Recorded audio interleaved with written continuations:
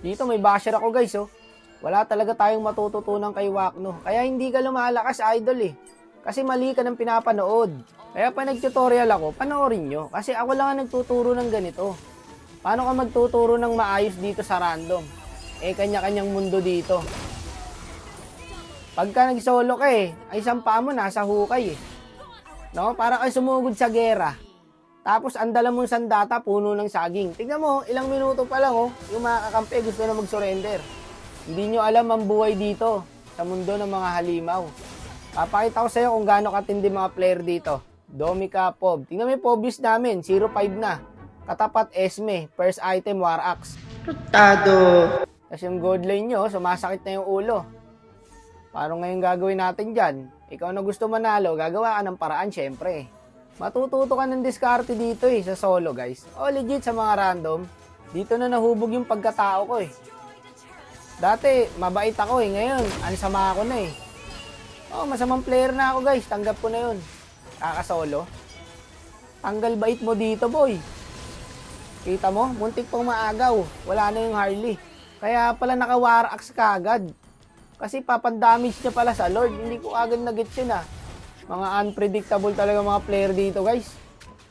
Diba? Tayo na yung lamang. Pinanghinaan kasi agad sila ng loob guys eh. Masyadong sensitive na kasi mga player ngayon sa random guys. Makuha lang yung first turtle. Magso-surrender na yung mga yan. Hindi naman ganito dati guys pag solo ka. Dati palag-palag talaga. Kahit nga yung standing 550. Puta papalag pa yun eh. Dito pre, makuha yung first turtle, surrender. Oo. Sinasabi ko lang yung totoo. Oh, ayan, surrender na naman. Kahit lamang. Dito, lamang, lugi, surrender. Yung mga player yan. Magkakanya-kanya na naman to eh. Kukunin na natin tong Harley. Para hindi na maka-contest. Pag naka-contest to, dinaya. Ikaw talaga gagawa ng paraan dito guys. Pag nasa solo ka.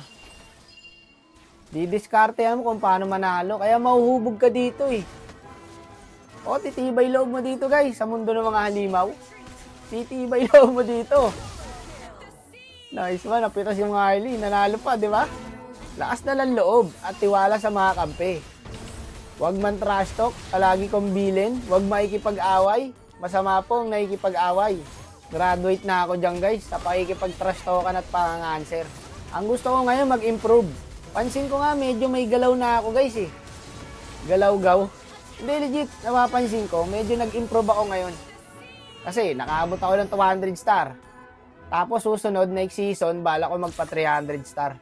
Pero malabong ano yung guys ha, buong season, solo RG ha. 300 star sa solo. Ulol.